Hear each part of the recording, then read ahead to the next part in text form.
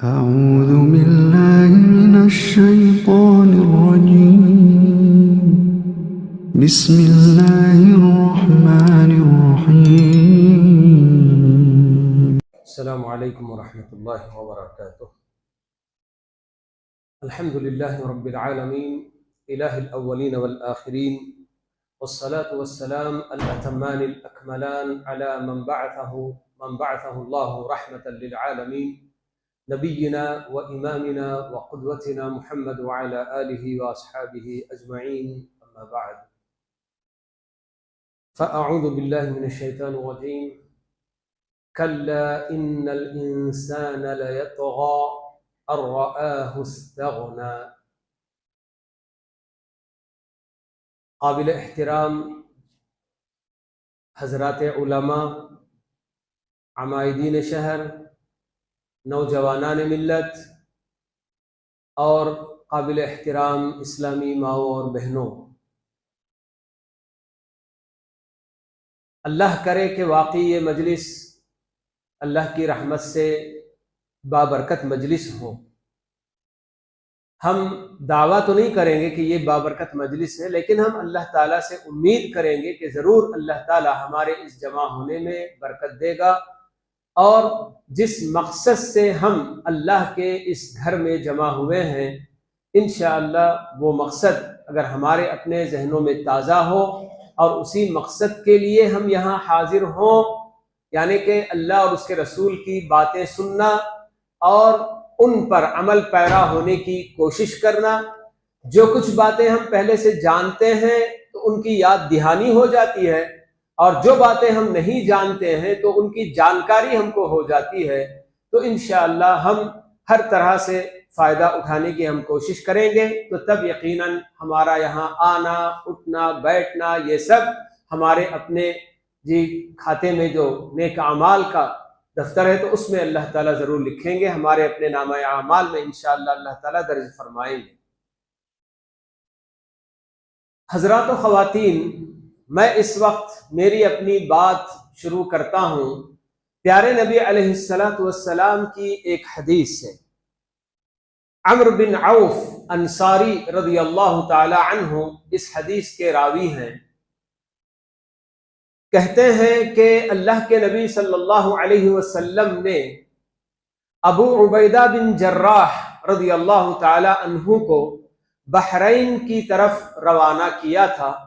वहां के जो लोग टैक्स देने वाले, जिजिया देने वाले, वो सब जमा करके लेकर आए। अबू उबैदा रज़ियल्लाहु ताला अन्हु गए बहरैन और वहां से माशाअल्लाह बहुत सारा माल ऊंटों पर लाद कर लेकर आ गए मदीना मुनव्वरा। तो मदीने में जब ये सारे ऊंट लाकर बिठा दिए गए, उस वक्त सहाबाए किराम को भी खबर हो गई कि अबू उबैदा रज़ियल्लाहु ताला अन्हु बहरैन से लदे फंदे आए हैं, खूब माल लेकर आए हैं। सहाबा अल्लाह के नबी सल्लल्लाहु अलैहि वसल्लम को फजर की नमाज में ही जा लिए। जैसे ही आप नमाज से फारिग होते हैं, सहाबाए किराम अल्लाह के नबी सल्लल्लाहु अलैहि वसल्लम की खिदमत में हाजिर होते हैं, करीब हो जाते हैं। तो अल्लाह के नबी सल्लल्लाहु अलैहि वसल्लम मुस्कुरा देते हैं और फरमाते हैं, क्या आप लोगों को खबर हो गई कि अबू उबैदा वापस आ चुके हैं?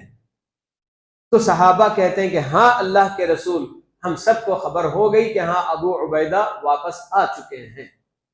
तो तब अल्लाह के नबी सल्लल्लाहु अलैहि वसल्लम सहाबा से फरमाते हैं कि खुश हो जाओ, तुम्हारे लिए बशारत है, खुशखबरी है, और जिसकी तुम उम्मीद करते हो इंशाअल्लाह वो मिलेगा।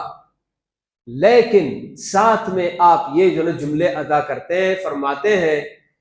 वल्लाहि मल फ़क़्र अख़शा अलैकुम वलाकिन अख़शा अन तुबसत दुनिया अलैकुम कमा बुसितत अला मन काना क़ब्लकुम फतुनाफ़िसूहा कमा तनाफ़सूहा फतुहलिककुम कमा अहलकतहुम। आप फरमाते हैं कि कसम बखुदा, अल्लाह की कसम, मुझे तुम पर फक्र फाके का कोई डर नहीं है कि फक्र फाके की वजह से तुम अल्लाह से एराज कर लो, दीन से फिर जाओ, या तुम्हारे अंदर कुछ कोताहियां आ जाएं, मुझे इसका कोई डर नहीं है। वल्लाहि मल फक्र अख्शा अलैकुम, लेकिन मुझे जिन बातों का अंदेशा है, मैं जिस बात से खौफ खाता हूं, डरता हूं, तो वो क्या है? आपने फरमाया कि मुझे बस इस बात का डर है कि कहीं तुम लोगों पर दुनिया खोल दी जाए, फैलाकर वसीओ अरीज दुनिया तुमको दे दी जाए, जैसा कि तुमसे पहले वाले लोगों को भी दुनिया का मालो मता दिया गया, और वो लोग एक दूसरे के साथ रेस में लग गए कि मैं ज्यादा कमाऊं, मैं ज्यादा हासिल करूं। फतुनाफिसूहा कमा तनाफसूहा, इस दुनिया के हुसूल में, इस दुनिया के मालो मता को हासिल करने में तुम भी उसी तरह से आगे बढ़ने, एक दूसरे से सबकत ले जाने में लग जाओ, जैसा कि वो लोग लग गए, और ये दुनिया तुम्हें भी उसी तरह हलाक कर दे जैसा कि उन लोगों को इस दुनिया ने या इस रेस ने हलाक कर दिया। तो अल्लाह के नबी सल्लल्लाहु अलैहि वसल्लम जिस बात का अंदेशा जाहिर फरमा रहे थे कि मुझे इस बात का डर है और खौफ है कि तुम पर दुनिया उसके मालो मता, उसके ज़ेबो ज़ीनत के साथ तुम पर जरा के वार दी जाए, उसके दरवाजे खजाने के खोल दिए जाए, और तुम लोग इस दुनिया को हासिल करने में एक दूसरे से आगे निकलने में लग जाओ। तो जो अंदेशा आपने जाहिर किया था, आज की दुनिया पर, आज के माहौल पर अगर हम नजर डालते हैं तो प्यारे नबी अलैहिस्सलातु वस्सलाम का ये अंदेशा और ये खौफ कितना वाज़े हम लोगों को नजर आ रहा है कि आज बहुत सारे मुसलमानों की जिंदगी का मकसद सिर्फ और सिर्फ दुनिया दुनिया दुनिया है, इसके अलावा और कोई चीज नहीं। एक बहुत बड़ी तादाद आप देखेंगे कि बस इसी दुनिया के पीछे ऐसे मुनहमिक और ऐसे गर्क नजर आते हैं कि उन्हें अपना मकसद तख्लीक बिल्कुल याद नहीं कि हम किस लिए पैदा हुए हैं, हम किसके बंदे हैं, हमें इस दुनिया में क्यों भेजा गया है, हमें क्या करना है, कुछ भी वो लोग जानते ही नहीं। हम सब अल्लाह के बंदे हैं, हमारा अल्लाह पर ईमान है और आखिरत पर ईमान है कि हमें इस दुनिया में हमेशा के लिए नहीं रहना है, एक ना एक दिन हमारी अपनी मौत आएगी और हमें ये दुनिया छोड़कर जाना पड़ेगा। ये सब जानने के बावजूद भी हमारी अपनी ख्वाहिश, हमारी अपनी हिर्स दुनिया से कभी खत्म ही नहीं होती। वाकई अल्लाह के नबी सल्लल्लाहु अलैहि वसल्लम ने बिल्कुल सच फरमाया कि लौ कान लिब्नि आदम वादियान मिन ज़हबिन लब्तगा सालिसा, कि इंसान की फितरत ऐसी है कि अगर किसी इंसान को सोने से भरी हुई दो वादियां मिल जाएं, वादी कोई मामूली छोटी सी जगह नहीं है मेरे भाई, दो पहाड़ों के दरमियान की जो जगह होती है उसको वादी कहा जाता है। इतनी मिकदार में अगर दो वादियां भर भर के भी अगर किसी इंसान को सूना मुयस्सर हो जाए, मिल जाए,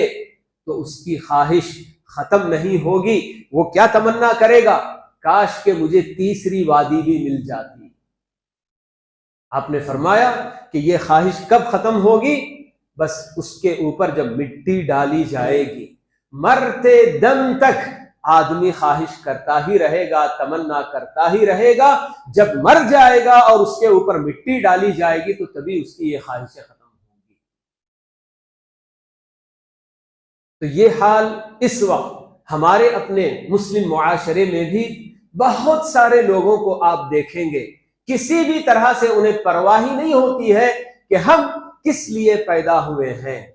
माल हासिल करने के लिए या तो तिजारत करता है या फिर नौकरी और मुलाजमत में भी इस कदर बिल्कुल मुनहमिक नजर आते हैं कि नमाज के औकात में लोग उठकर अपनी ड्यूटी तो जाना चाहते सवेरे सवेरे, मगर मस्जिद पर से गुजर भी होता है, नमाज पढ़कर हम जाएंगे, ये उनकी तौफीक नहीं होती। दुनिया के अगर मैं जरा सा लेट हो गया तो फिर वहां मेरे लिए दरवाजा बंद हो जाएगा, या फिर वहां मेरे लिए कुछ न मेरी अपनी मजदूरी में कुछ कटौती हो जाएगी। ये सब खौफ इंसानों को ऐसा बिल्कुल लाहिक होता है कि वो बिल्कुल भी जन के दीन की कोई परवाह नहीं करते और अपने परवरदिगार की बंदगी की उनको जरा भी फिक्र जना नजर नहीं। वैसे हम सब जानते हैं कि इस माल और दौलत को हासिल करने के लिए कैसे कैसे तरीके इख्तियार किए जाते हैं। आदमी हलाल और हराम की तमीज किए बगैर, बिल्कुल अल्लाह के नबी सल्लल्लाहु अलैहि वसल्लम ने क़यामत की अलामतों में से एक अलामत ये भी आपने बताई कि आखिरी वक्त में लोग माल के पीछे पड़ेंगे और माल जो कमा रहे हैं किस तरह से कमाते हैं, हलाल तरीके से कि हराम तरीके से, उन्हें इसकी कोई परवाह नहीं होगी। तो आज वाकई हमारे अपने माहौल में जब हम नजर डालते हैं तो ये चीज हमको नजर आती है कि माल से मकसद है, मगर वो माल किस तरीके से आ रहा है, हलाल तरीके से आ रहा है या हराम तरीके से आ रहा है, उसकी बंदा कोई फिक्र बिल्कुल नहीं करता। तो ये फक्र फाका, ये चीज ऐसी है कि आदमी उसकी वजह से दीन से नहीं फिरता है, लेकिन ये जो मालदारी है तो ये वाकई इंसान को अपने रब से, अपने जो मकसद वजूद से सबसे गाफिल कर देती है। जैसे कि अल्लाह ताला खुद बताते हैं कि अल्हाकुमुत तकासुर, लोगों ज्यादा से ज्यादा एक दूसरे से आगे बढ़ना, ये ख्वाहिश और ये फिक्र तुम लोगों को गाफिल कर चुकी है। अल्लाह ताला से, आखिरत से, अपनी मौत से, हर चीज से तुम बिल्कुल गाफिल हो चुके हो। हत्ता जुरतुमुल मकाबिर, यहां तक कि तुम कब्रों की जियारत कर लिए। तो ये चीज वाकई आज हम बहुत ही वसी पैमाने पर देखते हैं, मुशाहदा करते हैं कि वाकई आदमी कमाने के सिलसिले में, माल हासिल करने के सिलसिले में कोई परवाह बिल्कुल उसको नहीं हो रही है। किसी को धोखा दिया, झूठ बोला, वादा खिलाफी किया, हर चीज बिल्कुल जायज समझता है और हर तरीके से बस माल मुझे मिल जाए, किसी भी तरीके से बस मुझे बस ये चीज चाहिए, और वो किस तरह हासिल हो रहा है मुझे उसकी कोई फिक्र करने की जरूरत नहीं। जहां एक तरफ ये चीज हम देखते हैं कि माल की मोहब्बत में आदमी अंधा होकर हलाल और हराम की तमीज खोते हुए कमाने की उसकी कोशिश कर रहा है, तो वहीं दूसरी तरफ हमें कुछ ऐसे भी लोग नजर आते हैं जो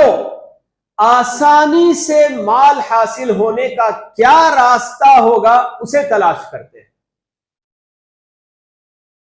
यानी कि दूसरों की तरफ से मुझे कितना मिल सकता है, क्या मुझे मिल सकता है। खासकर मेरी मुराद आजकल हमारे अपने बहुत सारे घरानों में जब शादियां होती हैं तो कुछ ऐसे भी लोग होते हैं कि जो अपने ससुराल से तवक्कुआत रखते हैं। मर्द होते हैं, उन्हें अपनी बीवी के लिए सब कुछ करना होता है, ये अल्लाह ताला ने उन पर जिम्मेदारी डाली है, मगर इसके बावजूद कितने ऐसे मर्द होते हैं जो शादी करके रातों रात मालदार बन जाना चाहते हैं और पूरी उनकी जो ख्वाहिश होती है कि मुझे ससुराल से क्या कुछ मिल रहा है, कितना पैसा मिल रहा है, कितने जो ना क्या है जेवरात लेकर आ रही है मेरी बीवी, क्या क्या इस तरह के बिल्कुल जो ना क्या ख्वाहिशात के इजी मनी, जैसे कहते हैं कि आसानी के साथ मुझे पैसा हासिल हो जाए, मैं जरा भी मेहनत कुछ भी ना करूं, हाथ पैर ना हिलाऊं, बैठे बैठे मुझे बिल्कुल जरा ये सब चीजें हासिल हो जाएं। कितने ऐसे दामाद मुहतरम होते हैं जो कहीं भी उनके अपने ससुराल में कोई भी कहीं हज को गया, उम्रे को गया या कहीं और भी गया तो उम्मीद लगाए बैठे रहते हैं कि मुझे तोहफा आएगा। अगर तोहफा नहीं भेजा गया, नाराजगी का इजहार किया जाता है कि क्या जो है इतने जो है होने के बावजूद, मैं घर का दामाद हूं मगर इसके बावजूद मुझे किसी किस्म का कोई तोहफा नहीं दिया गया। कितनी बेगैरती की ये बात होती है कि आदमी घर बैठे बैठे आराम से खाने की फिक्र करे, पैसे हासिल करने की फिक्र करे जी, जबकि अल्लाह के नबी सल्लल्लाहु अलैहि वसल्लम हमें ये बताते हैं कि लैसल गिना बिकसरतिल अर्द वलाकिन्नल गिना गिनन नफ्स, कि मालदारी ज्यादा मताओ यानी कि दुनिया की दौलत से जो हासिल नहीं होती है, असल मालदारी तो हर इंसान के अपने नफ्स की बेनयाजी है। इंसान अगर फितरी तौर पर पूरी तरीके से अल्लाह रब्बुल आलमीन ने जितना उसके तकदीर में लिखा और जितनी रोजी रोटी उसे दे रहा है उस पर क़िनाअत कर ले, बस कर ले, और दूसरे लोगों के हाथ में जो कुछ भी है उसकी तमन्ना ना करे, तो इसको कहा जाता है गिनन नफ्स, कि आदमी नफ्सा अपने नफ्स के अंदार में या अपने फितरी तौर पर बिल्कुल बेनयाज हो जाए, दूसरों की तरफ, दूसरों को जो कुछ भी अल्लाह ने दिया है उसकी तरफ ना उसकी नजर भी ना हो, निगाह भी ना हो। लेकिन ये इंसान की फितरत भी अजीब फितरत है कि अल्लाह ताला ने इंसान को जिस तरीके से भी पैदा किया है, चाहे वो काला है, गोरा है, पस्त कद है, लंबा है, कोई मोटा है, दुबला पतला है, जैसे भी हो, खूबसूरत पैदा किया, किसी की जो है क्या शक्ल कुछ और है, जैसे भी हो सब राजी हो जाता है। लेकिन ये जो माल का मुआमला है जिसे अल्लाह ताला ने अपनी हिकमत से तकसीम किया है, अल्लाह ताला को बहुत अच्छी तरह से मालूम है ये दुनिया जिसे अल्लाह ने पैदा किया वो भी अल्लाह की मखलूक, और हम इंसान, हमें भी अल्लाह ने पैदा किया, हमारे बारे में भी अल्लाह ताला को खूब अच्छी तरह से मालूम है कि हमारी अपनी फितरत क्या है और इस दुनिया की फितरत क्या है, कि दुनिया इंसान को अपनी तरफ खींचने की पूरी कोशिश करेगी और इंसान की फितरत यह है कि वो दुनिया में मगन होने की फिक्र करेगा। तो इसी वजह से अल्लाह रब्बुल आलमीन ने हर एक को उसकी रोजी रोटी पहले ही मुकर्रर कर दिया है कि इस बंदे को इतना ही मिलेगा। अल्लाह ताला खुद बताते हैं हदीस कुदसी में, अल्लाह के नबी सल्लल्लाहु अलैहि वसल्लम अल्लाह ताला के हवाले से नकल करते हैं कि अल्लाह ताला बताता है कि कभी कभी किसी बंदे को मैं फकीरी में मुब्तला करता हूं कि अगर मैं उसे मालदार बना दिया तो उसकी वो मालदारी उसे बर्बाद कर देगी। अल्लाह ताला को मालूम है कि इस बंदे को अगर मालदार किया गया तो ये मालदारी उसे ले डूबेगी, इस वजह से अल्लाह ताला उसे फकीरी में रखते हैं। तो ये अल्लाह ताला जैसे कि बताते हैं, मैंने आप लोगों के सामने आयत पढ़ी थी कि कल्ला इन्नल इंसान लयतगा अर्रआहु इस्तगना, ये भी इंसान की फितरत अल्लाह ताला बताते हैं कि बिल्कुल यकीनी बात है। कल्ला यानी कि हक्कन के माने में मुफस्सिरीन बताते हैं कि ये यकीनी बात है कि इंसान तुग़यानी पर उतर आता है, सरकशी पर उतर आता है। कब? अर्रआहु इस्तगना, कि जब वो अपने आप को देखता है कि मैं तो बहुत ज्यादा जो है कि मालदार हो गया हूं, मैं सबसे बेनियाज हो गया हूं।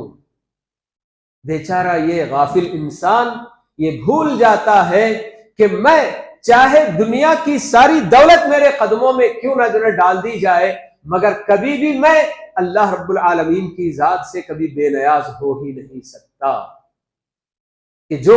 देने पर कादिर है वो मेरी किसी भी हरकत पर नाराज अगर हो गया तो मुझसे छीनने पर भी कादिर है।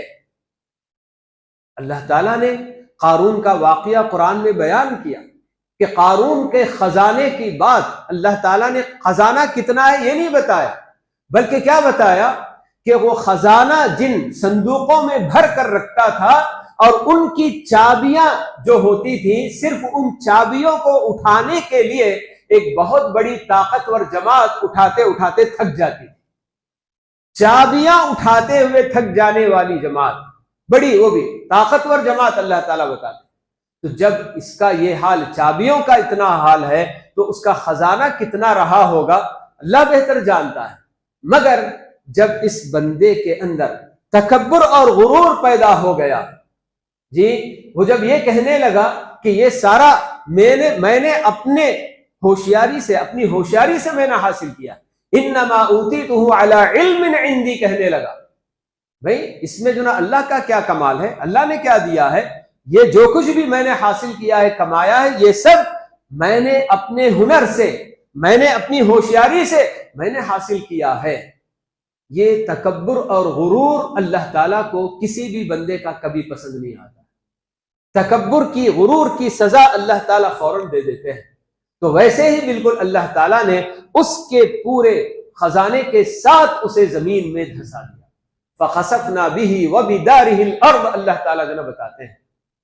तो इंसान कभी ये ना सोचे, बिल्कुल ये ना भूले कि मैं चाहे कितना बड़ा मालदार क्यों ना हो गया, मगर मैं कभी भी मेरे अपने रब का मोहताज हूं। कदम कदम पर मैं उसका मोहताज हूं। वल्लाहु हुवल गनी व अंतुमुल फुकरा, अल्लाह ताला यही बताते हैं कि लोगों तुम हमेशा अल्लाह ताला के मोहताज हो, लेकिन बस अल्लाह ताला की जात है जो किसी का मोहताज नहीं, वो सबसे बेनियाज है। लेकिन आज हम देखते हैं कि किस तरह से ये मालो दौलत जी, ये पैसा कितने लोगों को किस कदर जी तुगयानी में मुब्तला करता है, सरकशी में मुब्तला कर रहा है। और बहुत आप देखेंगे बहुत सारे क्लिप्स वगैरह भी लोगों को इबरत के लिए बोल के ना बताए जाते हैं कि मालो दौलत के घमंड में, गुरूर में जी, जो उनसे कमतर होते हैं उनके साथ बहुत ही बदसलूकी करने वाले करते हैं, उन्हें खातिर में ही नहीं लाते हैं। ऐसे क्या क्या जो ना काम नहीं किए जाते। तो ये सब कुछ जी सिर्फ माल ही की वजह से, जैसे अल्लाह ताला बताते हैं कि इंसान अगर तुगयानी और सरकशी पर उतर आता है तो उस वक्त जबकि वो ये समझता है कि मैं सबसे बेनियाज हूं, मेरे पास बेतहाशा मालो दौलत है, मैं इसके जरिए जो चाहे कर सकता हूं, जो चाहे खरीद सकता हूं, जैसे चाहे मैं जिंदगी गुजार सकता हूं, ये आदमी जब सोचता है तो फिर वो सरकशी पर उतर आता है। तो इन सब से दूर रहने के लिए ही हमें ये बात बताई गई, बावजूद इसके कि अल्लाह रब्बुल आलमीन ने ये सारी दुनिया और दुनिया की सारी चीजें, खालक़ा लकुम मा फिल अर्दि जमीआ, अल्लाह ताला बताते हैं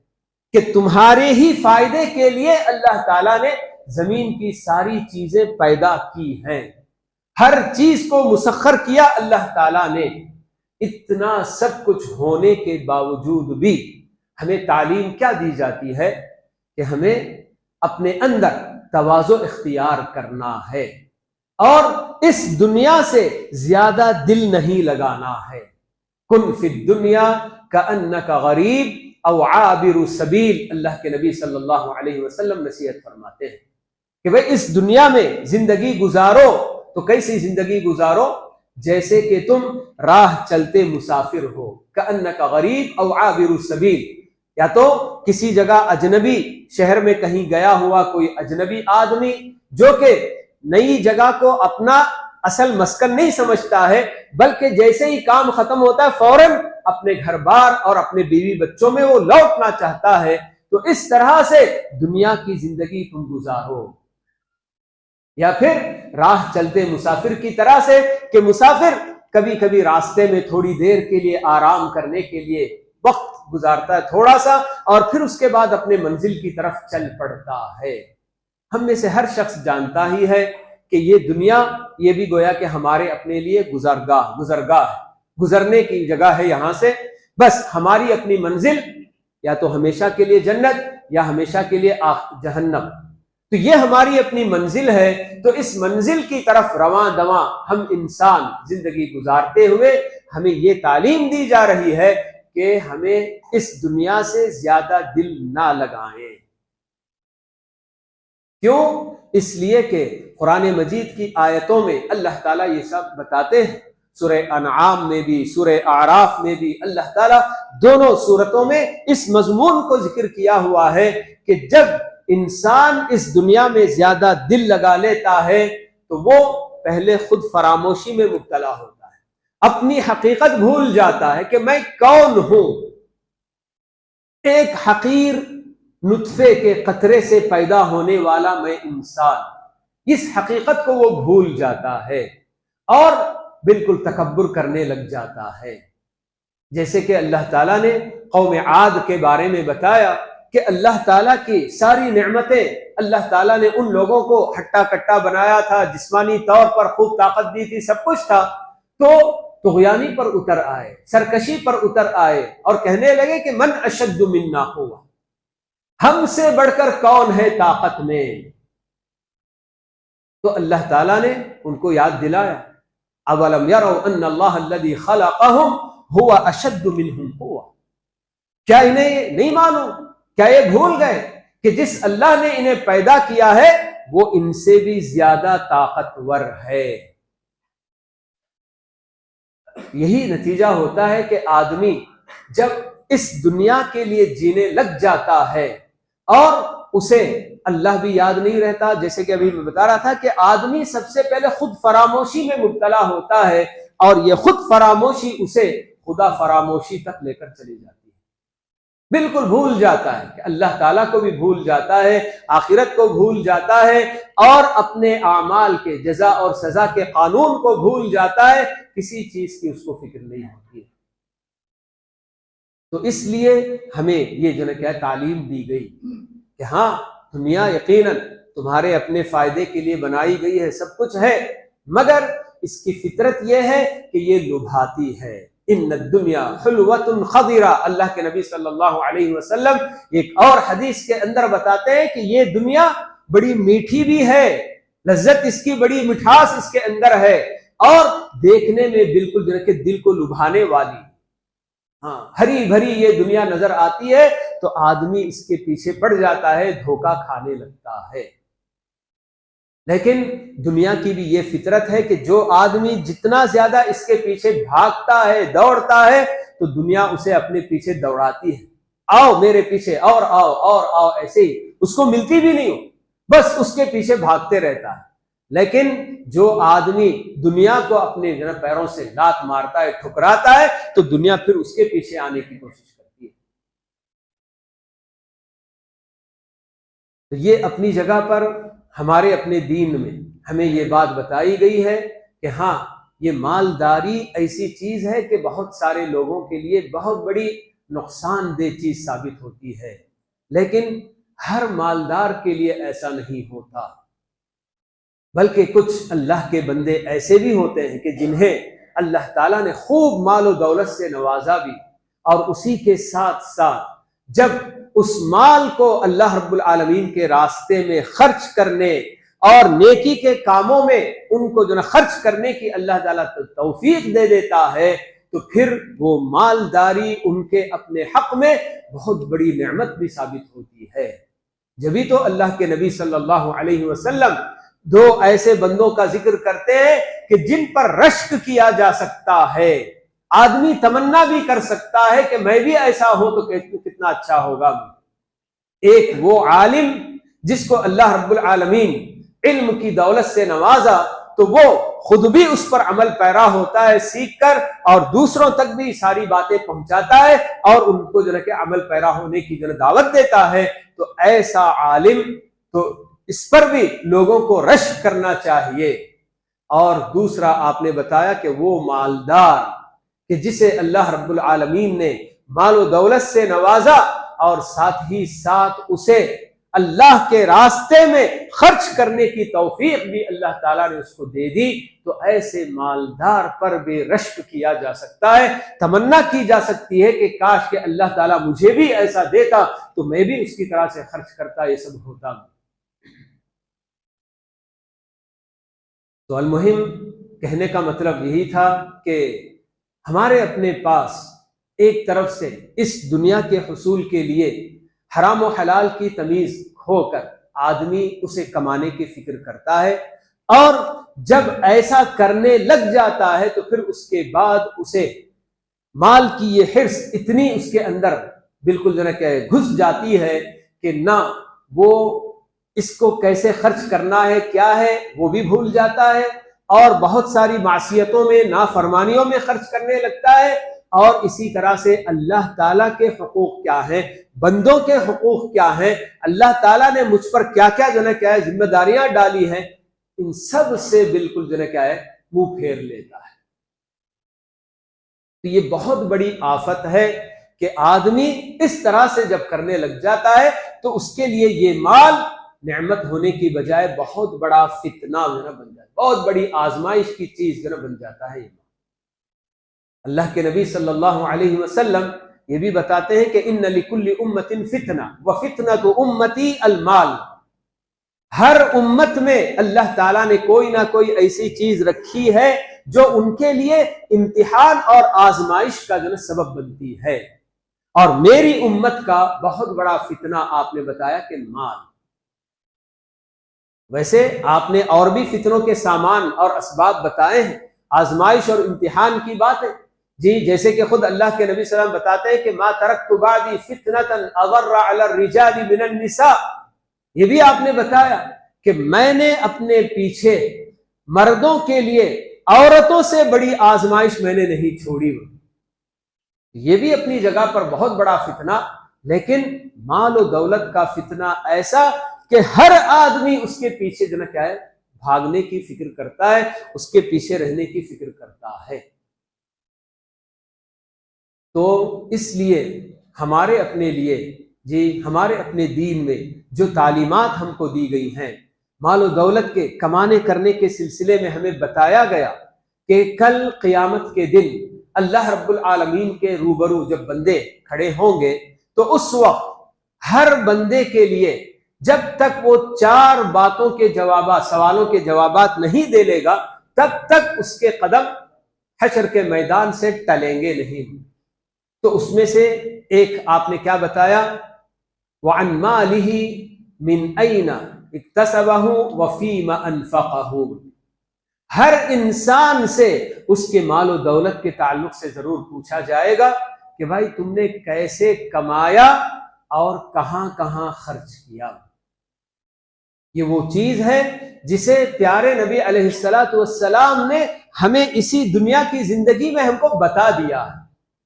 अगर ये सब बातें हमें नहीं बताई गई होती और अचानक वहां पहुंचने के बाद ये सवाल होता तो हम तो बिल्कुल हक्का बक्का रह जाते, लेकिन हमें पहले ही से ये सवाल बता दिया गया है कि क़यामत के दिन हर बंदे से जरूर ये सवाल होगा उसके अपने माल और दौलत के ताल्लुक से कि तुमने कैसे कमाया और कैसे इसका खर्च किया। जब ये सवाल हमारे अपने लिए बिल्कुल वाज़ेह है, हमारे सामने है, तो हमें इस सवाल के जवाब के लिए हमको तैयारी जरूर करनी है। और उसके लिए बस यही तरीका कि हम अपनी जगह पर हलाल रोजी का एहतिमाम करें। जो हलाल तरीका अल्लाह ताला ने हमें पैसा कमाने का, दुनिया हासिल करने का बताया है, बस उसी पर हम इक्तिफा कर ले। भले से वो हलाल तरीके से जितना हमें मिल रहा है थोड़ा ही क्यों ना हो, लेकिन हराम कमाई अगर हमारी अपनी जो है क्या है कमाई में दाखिल हो गई तो इसका कितना बड़ा नुकसान हमें बताया गया कि बंदा हराम कमाई कमाते हुए अगर अल्लाह के रूबरू दुआ करता है, गिड़गिड़ाता भी है, तो अल्लाह ताला दुआएं भी नहीं कबूल करता। लेकिन ये कितनी जो है क्या है अफसोस की बात है कि इस कदर हराम कमाई की मजिम्मत होने के बावजूद और इसके नुकसानात दुनिया और आखिरत के बताए जाने के बावजूद सूदखोरी छोड़ने वाले जो काम इसको कर रहे हैं, सूद लेना देना, ये जो काम कर रहे हैं, कोई इसको छोड़ने के लिए तैयार नहीं हो रहा। और गलत तरीके से जो कमाई हो रही है उसको जो है छोड़ने के लिए तैयार नहीं हो रहा, इसलिए कि ये माल के अंदर ऐसी कशिश जी अपनी तरफ खींचती है ये चीज कि जिसकी वजह से बंदा बस ये चाहता है कि अगर मैं हलाल तरीका इख्तियार किया तो मैं उतना नहीं कमा सकता हूं जितना मैं इस तरीके से कमा रहा हूं। हालांकि हमें मालूम है, सब बताया गया है, कुरान में हमें बातें बताई गई हैं, हदीसों में हमें बातें बताई गई कि हराम कमाई के दुनिया और आखिरत में क्या क्या नुकसानात बंदे को होंगे, मगर इसके बावजूद हराम कमाई से बिल्कुल जो है गुरेज नहीं किया जाता है, बचने की कोशिश नहीं की जाती। तो बातें तो हमारी अपनी बहुत सारी होती रहती हैं, और मैं तो अल्हम्दुलिल्लाह आप लोगों के दरमियान बार बार हाजिर होता भी रहता हूं।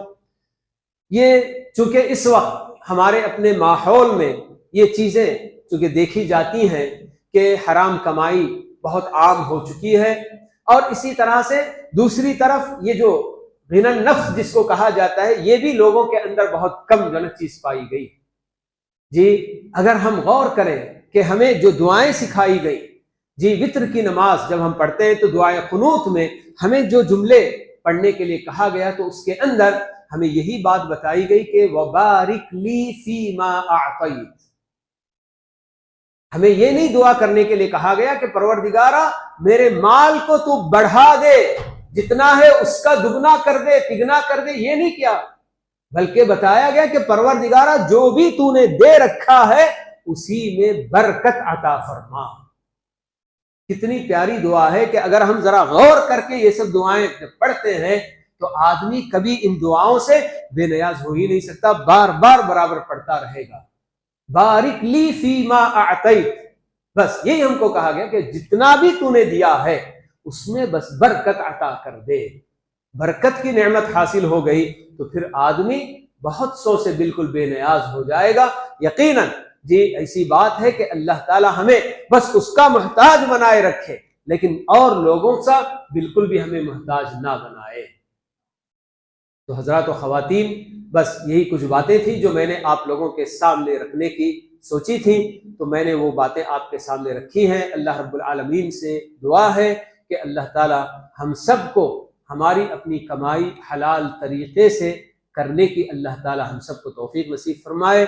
और इस दुनिया के पीछे पड़ने की बजाय जो कुछ अल्लाह रब्बुल आलमीन ने हमें अता किया है उस पर क़िनाअत करते हुए, बस करते हुए अल्लाह ताला से बरकत की दुआ मांगने की अल्लाह ताला हम सबको तौफीक नसीब फरमाए। और जो कुछ भी अब तक गलत तरीके से कमाया हुआ माल भी है,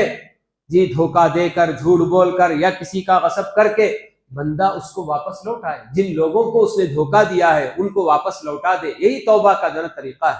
खासकर मालो दौलत, हुकूकुल इबाद, जब बंदों के हुकूक में अगर किसी ने कोताही की है तो उससे तौबा सिर्फ इतना काफी नहीं कि बस वो नादिम हो जाए और आइंदा ना करने का जो है क्या अज़्म करे, इतना काफी नहीं है, बल्कि जिनका हक पाया जा रहा है उन तक उनका हक भी वापस पहुंचाने, लौटाने की जो है क्या वो कोशिश करे और लौटाए, तभी जो उसकी तौबा कबूल होती है। तो बहरहाल अल्लाह रब्बुल आलमीन हम सबको जी दीन की बातें सीखने और उन पर अमल पैरा होने की अल्लाह ताला सबको तौफीक नसीब फरमाए, आमीन। और इसी के साथ मैं इस प्रोग्राम के मुनाकिद करने वाले हमारे अपने मस्जिद अब्दुल्ला के तमाम जिम्मेदारान और हमारी अपनी जमीयत के सभी जिम्मेदारान को मैं जो है क्या शुक्रिया अदा करता हूँ अल्लाह रब्बुल आलमीन के शुक्र के बाद। और इसी पर मैं अपनी बातें ख़त्म करता हूँ। वसल्लल्लाहु वसल्लम अला नबीना मुहम्मद व अला आलिहि व अस्हाबिहि अजमाइन।